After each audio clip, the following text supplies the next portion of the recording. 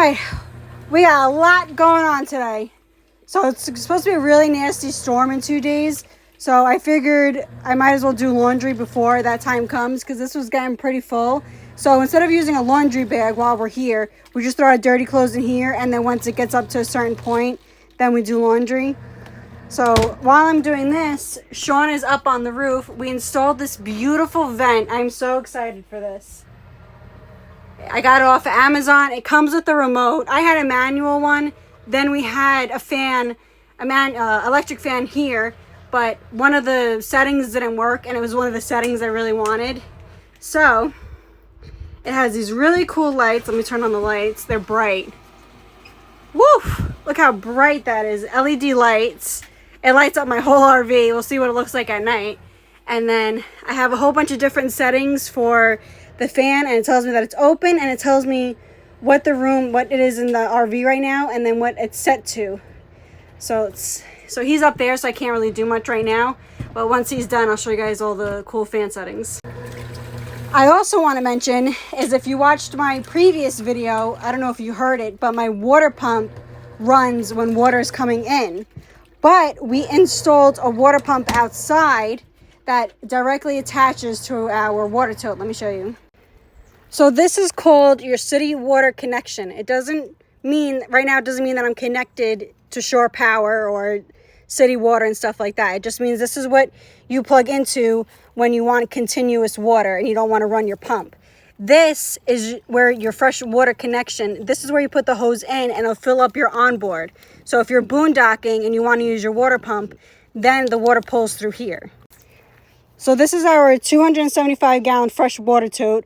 We fill this up and it does our laundry, our showers, and then it runs through here, goes through the pump, and then goes into the RV.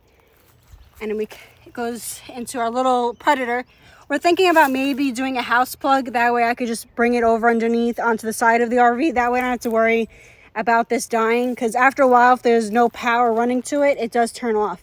But this thing is so quiet, you don't even hear it when the water is running through it. So this is the standard vent that you get when you buy an RV. I didn't feel like carrying a fan around, so that's why I decided to go electric. After you install anything on your RV roof, you have to caulk it. You have to make sure you use good caulking. I highly do not recommend Flex Seal. A lot of people use it, and with the heat, if you're in a very hot area like Florida or California, Arizona, Texas, stuff like that, Flex Seal can't handle that. It starts to actually crack, and it doesn't do anything. The water will go right through it. So use like self-leveling or something really good. Like we like using this. This is a universal roof sealant, self-leveling. So always get self-leveling when you're doing something on your roof. That way any gaps or cracks, it'll actually cover it.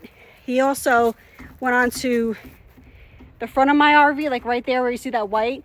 The caulk, this is a brand new RV. The caulking, it looks like it's years old. It does not look like it's a brand new RV up there. And inside's different.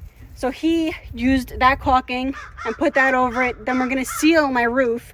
That will also fill any gaps or cracks, and it'll also reflect 80% of my son's heat. So highly recommend doing that if you full time. It also will help your AC not run so much. All right, so Sean's all done up there. So we're gonna turn it on. I can see you. Yeah. And right now it's on high. And look right here. It shows the speed is at 90%, the room is at 75, and it's set for 78. It says it's bringing air in. So it could be air in or air out. So for this, you'll just click that and you could hear it change. So it'll take out whatever whatever hot air is in here and suck it out. Air in, it'll bring the cool air in and bring it into here. So right now it's a little warm, so I'm gonna have it suck the air out. And then if I don't want the fan as high as it is, you just click it, and as you can see, it's going down the speed. And it also has a rain thing that once it detects it, it closes, which is really nice. And you don't have to leave these lights on if you don't want. You just touch that and it'll turn it off. That's the only setting. It's not like high, medium, and low. If you're new here, I got this off of Amazon. I highly recommend it, whether you're in an apartment or an RV. So it shows you the different settings. So right now it's on CC. So CC is rinse, and it has different water levels. So I have it on 8 because there's a lot of clothes in there, and you could do a whole bunch of different settings. I always do quick since I'm off the grid and I don't want to use a lot of water.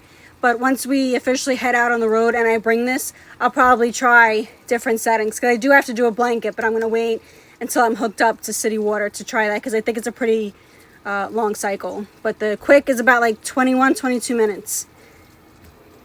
And it's 44 pounds, not 4,400 like I said in my other video. And I have it hooking up to my sink. I don't know if you guys can hear it, it's pulling it. I think I paid around $200 for it. I really do like it a lot.